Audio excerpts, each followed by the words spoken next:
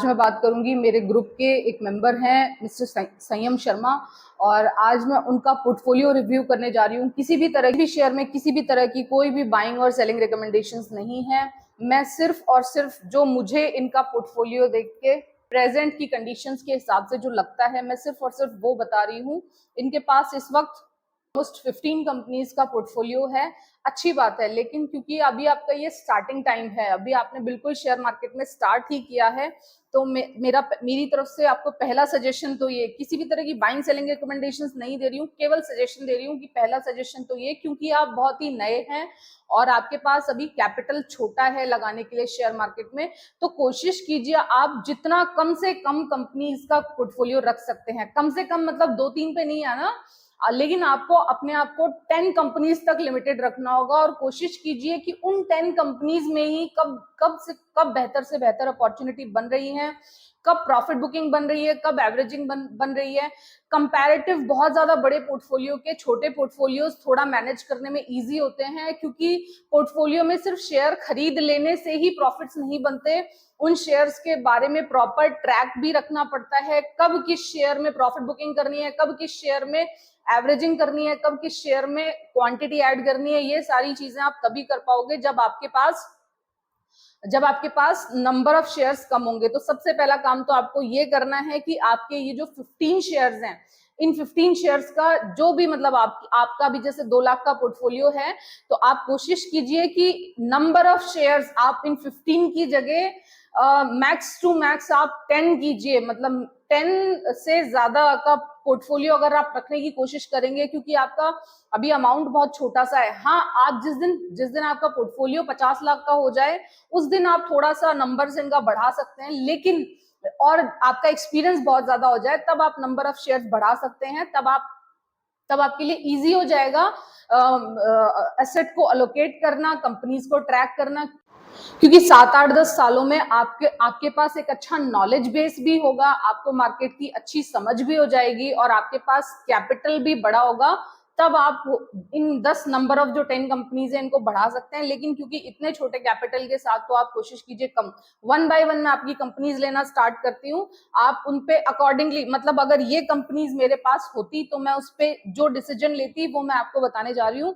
1 bye 1 एक company करके लेते हैं। बाकी सारे लोग जो भी मुझे इस वक्त इस वीडियो को सुन रहे हैं, अगर इनके पास भी ये वाली कोई भी कंपनी है, तो वो मेरी दी हुई इंफॉर्मेशन को यूज कर सकते हैं। किसी भी तरह की किसी भी शेयर में बाइंग और सेलिंग रिकमेंडेशंस नहीं है। मैं जस्ट वो बता रही हूँ कि अगर मेरे पोर्टफोलियो में ये शेयर इस वक्त होते, आज अगस्त लास्ट वीक इस वक्त जो चल रहा है, अगस्त की एक्सपायरी है ऑलमोस्ट ये, और आज मैं क्या करती इन शेयर्स में, अगर मैं इन शेयर्स में इन प्राइसेस पे फंसी होती तो। इनके पास एक बैंक है, जो बैंक मैंने इनको बताया था, तो कोई दिक्कत नहीं है, वो बैंक बढ़िया है, आप उसे रखिए, अभी उसमें कोई दिक्कत नहीं है। मेरे उसमें थोड़े लॉन्ग टारगेट्स हैं। किसी भी तरह की अगर प्रॉब्लम आती है तो हम आगे देख लेंगे, लेकिन तब तक के लिए आप उसमें बने रह सकते हैं, या आपके पास कोई और भी बैंक है तो आप उसमें बने रह सकते हैं। नंबर 2 बात करूंगी रिलायंस इंडस्ट्रीज। रिलायंस इंडस्ट्री में इस बार बहुत बड़ा गेम हुआ है। एक्चुअली ये रिलायंस जियो फाइनेंशियल सर्विसेज के शेयर में लोगों को फंसाने के लिए बहुत ही बड़ा गेम हुआ है रिलायंस इंडस्ट्री में। ये जो 2850 का इस शेयर ने हाई लगाया है, जबकि अभी कंपनी को अपकमिंग अगले 3-4-5-6 महीने में बहुत ज्यादा इश्यूज रहने वाले हैं इनके बिजनेस में। अभी प्रॉफिट्स वहीं कहीं या तो प्रॉफिट्स फॉल होंगे, या फिर सो वाला प्रॉफिट्स रहेगा। कोई बहुत ज्यादा परेशान, मतलब कोई बहुत ज्यादा यहाँ पे आपको कुछ चाल आके नहीं दिखाएगा रिलायंस इंडस्ट्री में। और रिलायंस में जो एक बहुत बड़ा इसका अट्रैक्शन फैक्टर था इनका फाइनेंशियल सर्विसेज, वो आम भी अब अलग कर दी गई है, जियो फाइनेंशियल सर्विसेज। तो रिलायंस की बजाय मुझे जो अट्रैक्ट करता है ना, वो जियो फाइनेंस का शेयर करता है, और इसी वजह से मैंने 2820 पे अपना पूरा का पूरा रिलायंस का स्टेक बेच दिया था। और अब मैं वो पैसा डाइवर्ट करूंगी जियो फाइनेंशियल सर्विसेज की तरफ, जब भी जियो फाइनेंशियल सर्विसेज सेटल डाउन हो जाएगा। अभी तो जियो जबरदस्त तरीके से ऑपरेटर्स और ट्रेडर्स घुसे हुए हैं और इसमें दिन रात ट्रेडिंग चल रही है। तो मैं जब तक ये ट्रेडिंग गेम खत्म नहीं हो जाता, जब तक प्राइस सेटल नहीं हो जाता, मैं तब तक इस शेयर में कुछ भी नहीं करने वाली, क्योंकि ऐसे टाइम पे हायर चांसेस होते हैं कि हम ऊपर के प्राइसेस पे ट्रैप यूजुअली हो जाया करते हैं, जबकि जिस तरह की मार्केट कंडीशन बन रही हैं और अभी आगे जिस तरह से इनको प्रूफ भी करना बाकी है, अभी फाइनेंस के सेक्टर में बहुत बड़े बड़े प्लेयर्स ऑलरेडी बैठे हैं।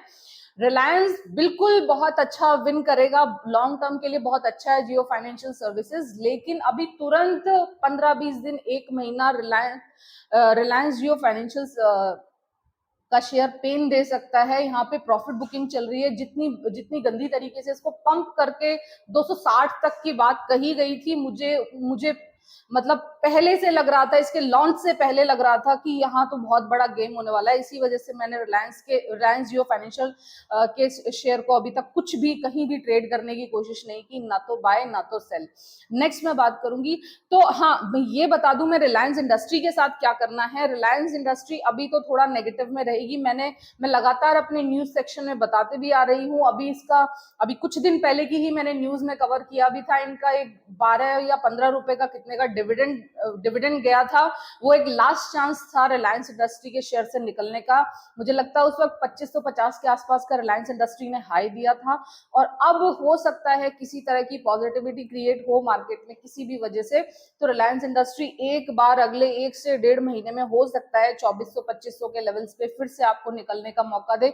अगर आप ऊपर के प्राइसेस पे ट्रैप है तो मैं कुछ नहीं कह सकती, लेकिन अगर आप 2500-2400 के आसपास रिलायंस में कहीं ट्रैप है ना, लॉस बुक करने को नहीं कह रही हूँ, लेकिन अगर आप वहां इन प्राइसेस के आसपास कहीं ट्रैप है, मैं लगातार कहते आ रही हूँ कि रिलायंस के बिजनेस में अभी 5-6 महीने दिक्कत रहने वाली है, रिलायंस के शेयर को दिक्कत रहने वाली है, तो आप अकॉर्डिंगली देख सकते हैं वहां से अपना पैसा फ्री कराना चाहे तो, लेकिन लॉस बुक करने की कोशिश मत कीजिए। अगर ज्यादा लॉस में है, अगर आपने 2700-2800 पे रिलायंस में एंट्री कर रखी है, तो फिर आप क्या ही बोलूं यार, आप होल्ड कर जाओ। और ना नेक्स्ट बात करूंगी steel authority of India limited, ये मेरे पास पर्सनल अपने पोर्टफोलियो का हिस्सा है, बाइंग सेलिंग रिकमेंडेशन कोई नहीं है।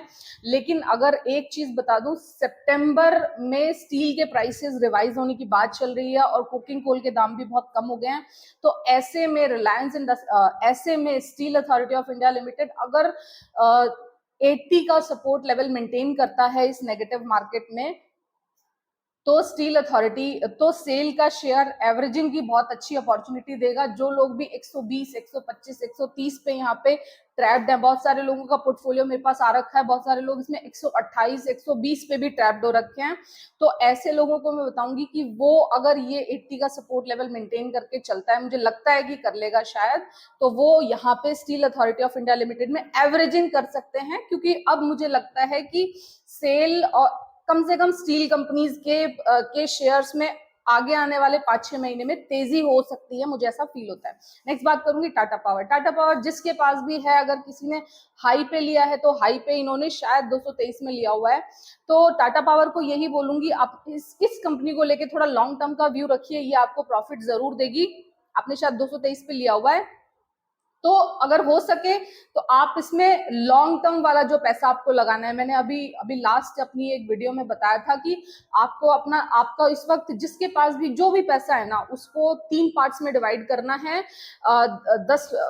20% हिस्सा आपको एवरेजिंग के लिए रखना है, 20% हिस्सा आपको अपने बड़े अच्छे लॉन्ग टर्म वाले शेयर्स में लगाना है, और रिमेनिंग 60% हिस्सा आपको जो आपको अपकमिंग 3-4 इवेंट्स जो आ रहे हैं, जो 2-3 इवेंट्स आ रहे हैं, तो आप चाहे तो जो लॉन्ग वाला पैसा है वो आप टाटा पावर में लगा सकते हैं। HUL बहुत ही स्लो शेयर है, नहीं चलता। मैंने HUL को ट्रेड किया हुआ आज से 2-3 साल पहले ये शेयर और फिलहाल तो कंज्यूमर हाई इन्फ्लेशन के चलते और अल्नीनो के चलते जो फसलें बर्बाद हुई है ना, तो इस तरह के जो HUL जैसे शेयर हैं, जो भी इस तरह के प्रोडक्ट्स बनाते हैं, लाइक बिस्किट्स या फिर कंज्यूमर जो हम लोग यूज करते हैं, इस तरह के प्रोडक्ट्स बनाते हैं, उन सब में ही थोड़ा सेलिंग प्रेशर है कि उनको अब इनके मार्जिन इंपैक्ट होंगे नेक्स्ट अपकमिंग क्वार्टर में, जितनी भी इस तरह की कंपनीज हैं।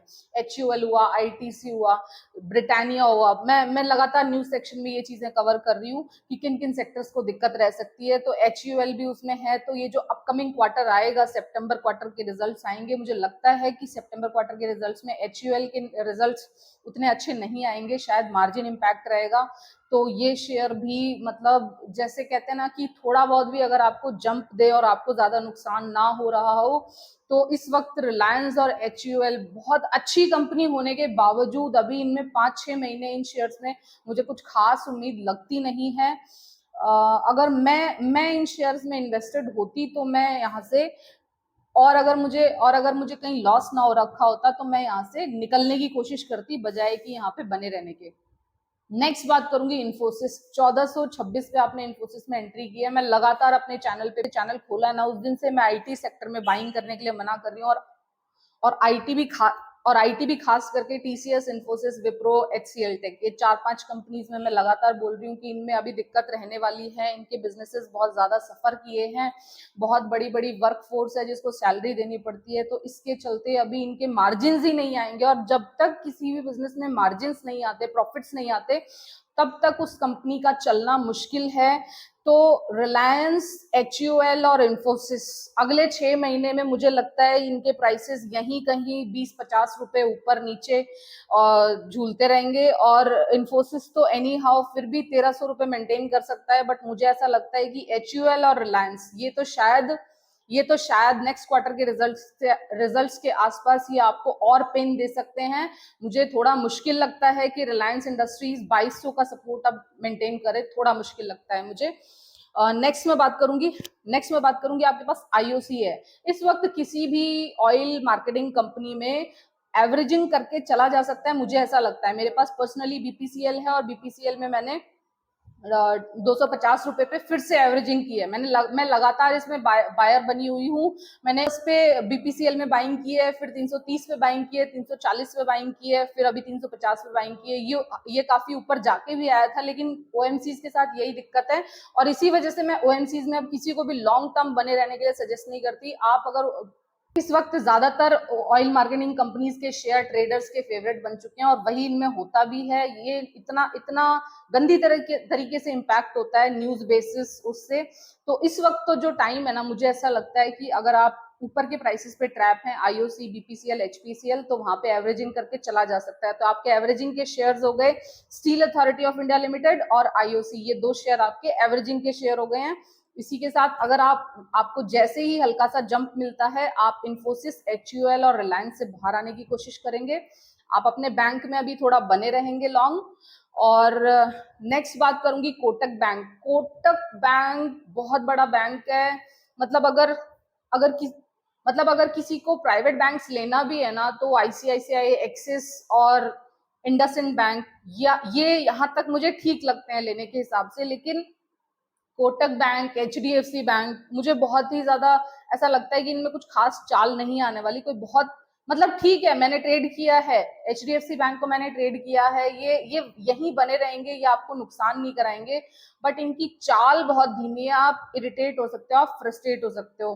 तो बेटर है कि किसी इसका अगर आप आसपास के प्राइस पे हैं, तो देखो, एक ही सेक्टर की 3-4 कंपनी रखने से बेहतर होता है एक ही कंपनी में रहो उस सेक्टर की, और अपना स्टेक बढ़ा लो। मतलब कि ये जो आपका जो कोटक बैंक वाला पैसा है, ये आप चाहो तो वो जो आपका PSU बैंक है, आप उसमें लगा सकते हो।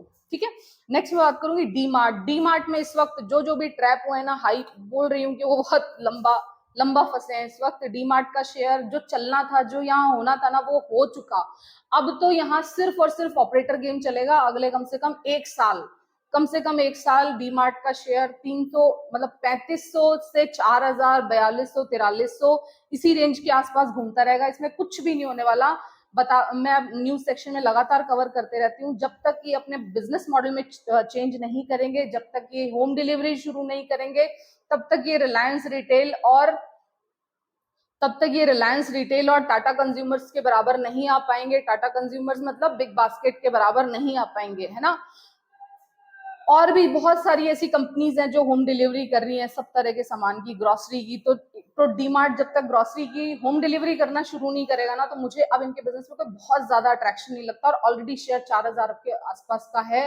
एक कहते हैं ना, अपना एक कंपनी और एक शेयर के लिए जितना हाई हो सकता है मारना, तो मुझे लगता है कि अब इनके प्रेजेंट बिजनेस मॉडल के साथ ये अपने एकदम पीक पे बैठा है इस वक्त डी मार्ट का शेयर।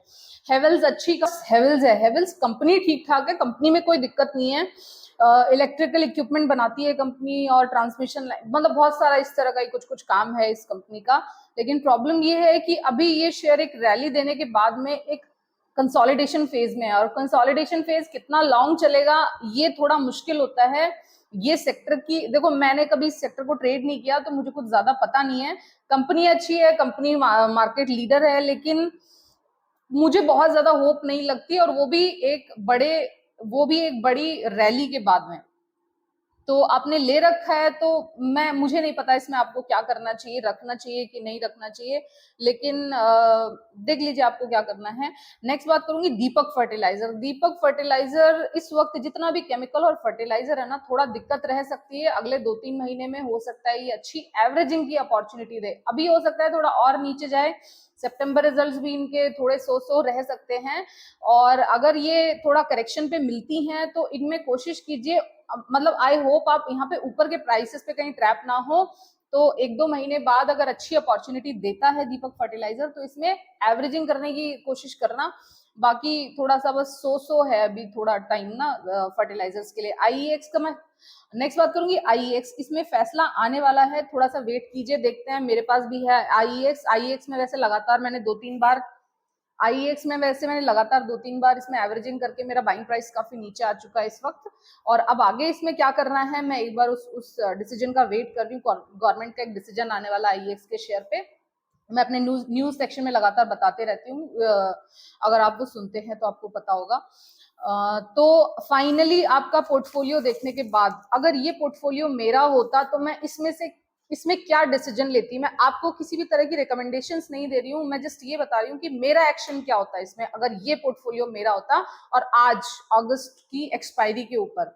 तो मैं इसमें से बता देती कि मैं जल्दी से जल्दी रिलायंस को आउट करती, एचयूएल को आउट करती, इन्फोसिस को आउट करती, डी मार्ट को आउट करती और कोटक बैंक को आउट करती। लेकिन आउट कब करती, लॉस में नहीं करती। हर शेयर 15-20 दिन में, महीने में ना थोड़ा सा मूव देता है, बेकार की कोई न्यूज बनाई जाती है ऑपरेटर्स के द्वारा, ट्रेडर्स के द्वारा, ताकि उनको मूवमेंट मिले। और जैसे ही वो न्यूज आती है और जैसे ही ये शेयर थोड़ा सा भी अपमूव देते ना, तो मैं इन 5 शेयर से जो आपके पास है, रिलायंस, एचयूएल, इन्फोसिस, डीमार्ट, कोटक बैंक, इन 5 शेयर से मैं अपना पैसा फ्री करवाती। उस पैसे को मेरे को कहाँ लगाना होता, फिर मैं आपको बताती हूँ कि उस पैसे का मैं क्या करती।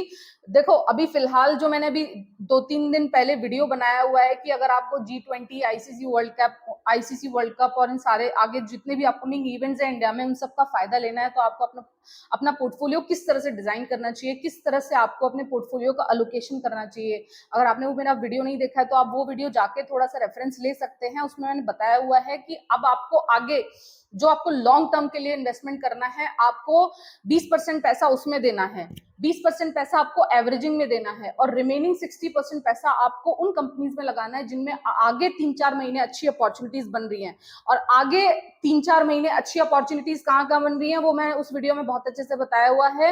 Number 1 banking, number 2 finance, number 3 hotel, number 4 metals भी कैसे, केवल स्टील इस वक्त है ना। इसके अलावा मुझे थोड़ा सा दिक्कत लगती है यही है कि आप ऑटो आपके पास कोई भी नहीं है इस वक्त ना। ऑटो होना चाहिए था आपके पास, आपके पोर्टफोलियो में कोई ऑटो है। मुझे ऐसा लगता है कि ये 2023-24 में ऑटो कोई ना कोई होना चाहिए।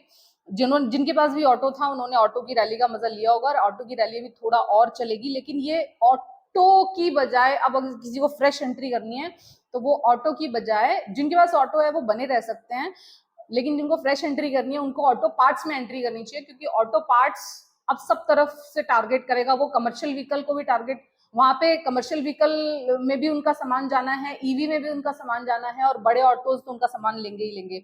तो ऑटो की बजाय ऑटो पार्ट्स लीजिए अगर आपको लॉन्ग टर्म का व्यू है, 2-3 साल उस शेयर को रखने की हिम्मत है। इंडिगो आप देख सकते हैं, इंडिगो का शेयर मुझे पसंद आता है। अगले 2-3 साल का व्यू अगर है आपका तो इंडिगो का शेयर एक अच्छा रिटर्न हमें दे सकता है। ऑल्दो शेयर बड़ा है, लेकिन इस कंपनी के बिजनेस में थोड़ा अपॉर्चुनिटी क्रिएट हो रही है। नेक्स्ट बात करूंगी कि आपके पास टाटा पावर है, अच्छी कंपनी है। टाटा पावर अगर नीचे में मिलता है आपको 225, 30 के आसपास अगर आपको दिखे तो आप इसमें थोड़ा सा स्टेक आप इसमें ऐड कर सकते हैं। मनी किस तरह से डिस्ट्रीब्यूट करना है वो मैंने आपको अपने लास्ट वीडियो में बता रखा है। एवरेजिंग आपको आपके पोर्टफोलियो में जिन दो सेक्टर्स में एवरेजिंग बन रही है वो आईओसी और steel authority of India limited. IOC 90 के सपोर्ट के साथ में और steel authority of India limited अगर 80 का सपोर्ट मेंटेन करे और इंडियन ऑयल कॉर्पोरेशन अगर 90 का सपोर्ट मेंटेन करे तो मैं इन दोनों शेयर्स में एवरेजिंग करके चल सकती हूँ। और नेक्स्ट मैं बात करूंगी जो 3 मंथ्स के लिए जिन शेयर्स में तेजी रह सकती है वो बैंक्स हैं, छोटे छोटे बैंक्स हैं। 100 रुपए से नीचे की जो भी बैंक्स हैं आप देख सकते हो, 4 5 6 बैंक्स हैं, आपका जो भी पसंदीदा बैंक हो कोई भी एक शेयर रखो। 4 बैंकिंग मैं देख रही हूँ लोगों के पोर्टफोलियो में बैंकिंग के ही 4 शेयर हैं, तो क्या आप चार कंपनीज पे एक साथ नजर रख सकते हो क्या? नहीं। आप कोशिश करो जिस भी सेक्टर को पिक करते हो ना उस सेक्टर में से अपनी एक पसंदीदा कंपनी को चूज करने की कोशिश किया करो। अगर होटल भी लेना है, जिस किसी के पास भी लेमन ट्री होटल है, लेमन ट्री होटल रखो, उसी में अपना स्टेक बढ़ा लो। जरूरी नहीं है कि आपके पास हर होटल, आपके पास आईटीसी होटल भी हो, आपके पास लेमन ट्री भी हो, नहीं। आपके पास अगर बैंक है तो एक बैंक, सीमेंट है तो एक सीमेंट, एक सेक्टर से एक ही कंपनीज पिक करने की कोशिश किया करो तो बैंक अच्छा है। आईआरसीटीसी वाला पैसा आप अपने होटल की तरफ डाइवर्ट कर सकते हैं, क्योंकि आईआरसीटीसी के बिजनेस में मुझे कुछ खास होप नहीं लगती। मैं लगातार अपने वीडियोस में बताते आ रही हूँ आईआरसीटीसी के बारे में, और अपकमिंग मुझे जो लग रहा है ना वो होटल्स का फ्यूचर ज्यादा अच्छा लगता है। फाइनेंस का आपके पास कोई भी शेयर नहीं है। अगर मार्केट डिप देता है, वैसे तो अगर आप चाहें तो आप जियो फाइनेंशियल सर्विसेज का भी वेट कर सकते हैं। अगर वो हमें बहुत अच्छे प्राइसेस दे देता है तो हम जियो फाइनेंशियल सर्विसेज में स्टेक ले लेंगे। मतलब मैं अपने लिए कह रही हूँ, आपकी इच्छा हो तो ले लेना। लेकिन उसके साथ ही मैंने आदित्य बिरला कैपिटल में भी एंट्री की हुई है। मुझे ये वाला फाइनेंस का शेयर अच्छा लगता है। किसी को भी किसी भी तरह की बाइंग सेलिंग रिकमेंडेशन है नहीं, मुझे अच्छा लगता है, मेरे पोर्टफोलियो का हिस्सा है। डिस्क्लेमर दे रही हूँ, किसी का 50 बार मन करे तो लेना। लेकिन हाँ, ऐसा लगता है कि अगले 5-6 महीने के लिए जिन सेक्टर्स में तेजी रहेगी उनमें फाइनेंस का सेक्टर रहेगा। आगे जिस तरह से इंडिया की डिमांड, इंडिया का कंजम्पशन बढ़ रहा है, उस तरह से क्रेडिट कार्ड और लोन्स की आदत लगती जा रही है लोगों को। और इस तरह के सिनेरियो में ये जो फाइनेंस सेक्टर की जितनी भी कंपनीज हैं इनको प्रॉफिट्स होने के ज्यादा चांसेस हो जाते हैं फिर, और इनको बिजनेस मिलेगा तो ऑब्वियस सी बात है इनका शेयर भी राइज करेगा। ठीक है, so thank you so much for listening. मेरा एनालिसिस अच्छा लगा हो तो अपने किसी फ्रेंड को आप चाहें तो share. So thank you so much for listening.